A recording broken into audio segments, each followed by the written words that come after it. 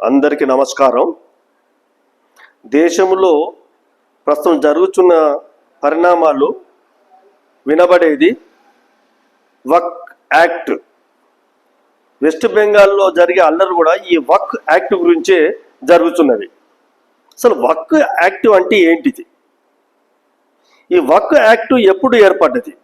దీని గురించి మనం తెలుసుకోవాల్సిన అవసరం ఉన్నది. వక్ యాక్ట్ అనేది 1954లో ఏర్పడినది.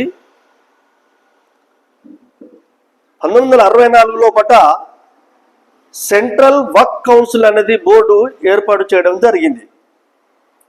1954కు యాక్ట్ను సవరిస్తూ 1995లో పట ఒక వక్ యాక్ట్ చట్టాన్ని భారతదేశంలోకి అమల్లోకి తీసుకురావడం జరిగింది.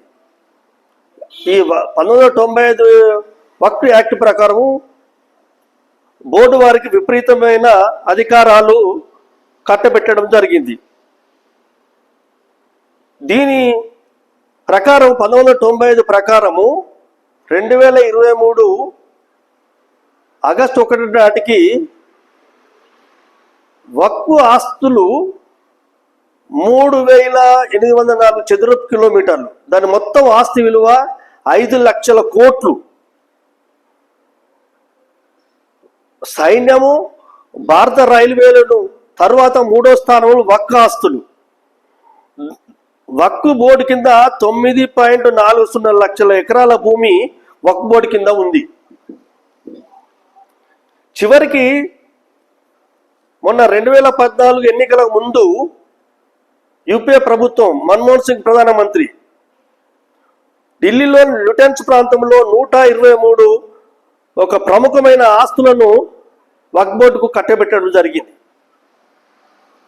ఈ విధంగా వక్ఫ్ బోర్డుకు విపరీతమైన అధికారాలు కట్టబెట్టడం జరిగింది. చాలా ఆస్తులు వక్ఫ్ బోర్డు కిందికి రిజిస్టర్డ్ అవుతున్నాయి. ఒక ఉదాహరణ, తాజ్మహల్ ఒక భవన నిర్మాణం లోపలనే ఒక గొప్ప కట్టడం. అది ప్రేమకు చిహ్నం అని మనము భారతీయులందరూ దాన్ని నమ్ముతారు. అయితే 1998లో ఫిరోజాబాద్కు చెందిన ఇర్ఫాన్ బెదర్ అనే వ్యక్తి తాజ్మహల్ను కూడా వక్ఫ్ ఆస్తిగా పరిగణించాలని యూపీలోని సున్నీ బోర్డుకు ఆశ్రయించడం జరిగింది. తర్వాత 2004 లోపట ఇర్ఫాన్ అన్న వ్యక్తి హైకోర్టును ఆశ్రయించడం జరిగింది. హైకోర్టు సూచన ప్రకారంగా 2005 లోపట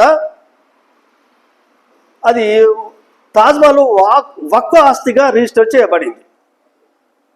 అయితే అంతకుముందు ఈ తాజ్మహల్ను భారత పురావస్తు శాఖ సంస్థ archaeology of survey of India వాళ్ళు నిర్వహించేవారు. అయితే ఎప్పుడైతే ఈ తాజ్మహల్ వక్ఫ్ ఆస్తిగా రిజిస్టర్ అయిందో ఏఎస్ఐ వాళ్ళు సుప్రీంకోర్టుకు పోవడం జరిగింది.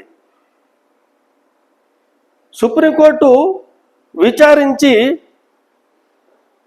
2010లో ఈ తాజ్మహల్ పైన, తాజ్మహల్ వక్ఫ్ ఆస్తిగా రిజిస్టర్ అయిన దాని మీద స్టే ఇవ్వడం జరిగింది. అది వాదోపవాదాలు నడుస్తూ చివరికి 2018 లోపట ఈ తాజ్మహల్ను షాజహాన్ నిర్మించిండు. అంటే తాజ్మహల్ నిర్మించినప్పుడు వక్ఫ్ బోర్డుకు ఏమైనా దస్తావేజులు సమర్పించినాడా, దస్తావేజులు ఏమైనా ఇచ్చినాడా అని కోర్టు వక్ఫ్ బోర్డును ప్రశ్నించడం జరిగింది. వాళ్ళు ఎలాంటి ఆధారాలు చూపెట్టలేకపోయినారు. మరి ఏమని వాదించారంటే ఇది మతపరమైన కట్టడం కాబట్టి ఇది మా వక్ఫ్ బోర్డుగా చెందుతుందని కూడా కోర్టులో వాదించడం జరిగింది. ఇవన్నీ విన్న తర్వాత 2018లో సుప్రీంకోర్టు ఒక స్పష్టమైన తీర్పు ఇచ్చింది. భారతదేశంలో ఏ కట్టడాలైనా, ఏ వారసత్వ కట్టడాలైనా అది మొత్తం భారత జాతికి చెందుతుంది, వారసత్వ కట్టడాన్ని భారత జాతికి చెందుతాయి అని స్పష్టమైన తీర్పు ఇచ్చడం జరిగింది.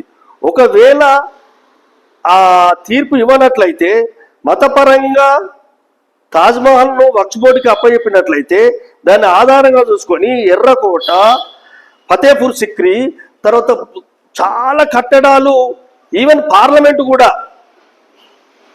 దాని కిందికే వక్ఫ్ బోర్డు కిందికి వచ్చలేమో అని అనుకుంటున్నారు. అటువంటి విపరీతమైన అధికారాలు వక్ఫ్ బోర్డుకు ఉండే. కాబట్టి ఒక సుప్రీంకోర్టు స్పష్టమైన తీర్పు ప్రకారంగా తాజ్మహల్ పరిష్కారం జరిగింది. అయితే ఈ వక్ఫ్ బోర్డు అధికారాలను పరిశీలించి మన కేంద్ర ప్రభుత్వము వక్ఫ్ బోర్డు సవరణ చట్టము 2024 పార్లమెంటులో ఆమోదం పొంది చట్ట రూపంలో దాల్చింది. ఇప్పుడు వక్ఫ్ బోర్డు గురించి మంచి ఒక వాతావరణం ఏర్పాటు చేయడం కేంద్ర ప్రభుత్వం పూనుకున్నది, ఒక చట్టం చేసింది.